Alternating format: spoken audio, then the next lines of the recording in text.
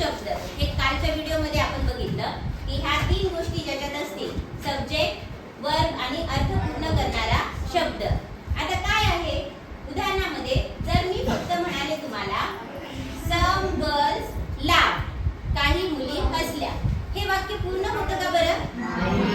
नाही होत. जेव्हा कशा हसल्या, त्या हळू हसल्या, जोराने हसल्या, कोणत्या पद्धतीने, तर त्या मोठ्याने हसल्या, लाऊडली हसल्या.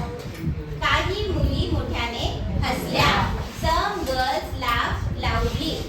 याला म्हणतात अर्थ पूर्ण करणारा एक शब्द. म्हणजे इथं कुठला आहे मग तो या वाक्यामध्ये? आता खालच्या वाक्यामध्ये his masters starved his slaves, त्यानंतर गॉड विल हेल्प देम. तर आता उद्या येत असताना तुम्ही यामध्ये सब्जेक्ट आणि वर्ब आणि संबंधित अर्थ पूर्ण करणारा